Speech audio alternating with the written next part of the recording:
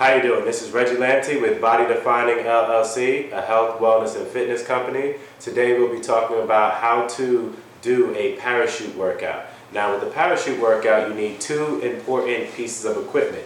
You need a parachute, and you need the harness that the parachute clips to that goes around your waist. Now the purpose of doing parachute training is mostly for building up speed. Once the parachute inflates, it will create resistance. So with this resistance while you're running, it's kind of like somebody's holding you back while you're running. So once you begin running without the parachute, you'll actually be able to run faster once you don't have the parachute because you've been training with this resistance. A lot of different athletes use this type of training. There's football players, track runners, even some basketball players, different types of athletes, and then just some average people that want to add some different type of training to their workouts. Use this type of training. Now with the parachute, they come in different sizes, from all the way from small to extra large.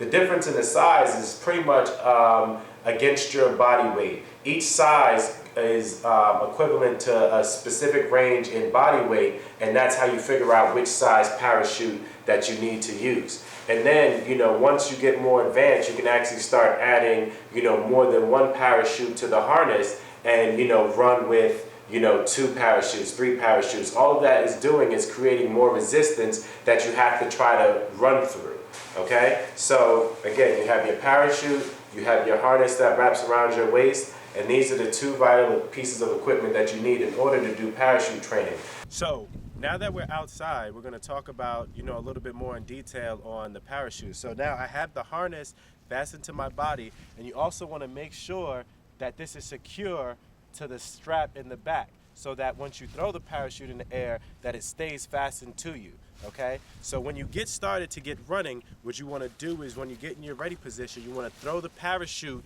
behind you and make sure that the parachute is off the ground when you start running so that it can catch the air. So I'm going to go back and I'm going to demonstrate how to do the running portion of it, all right?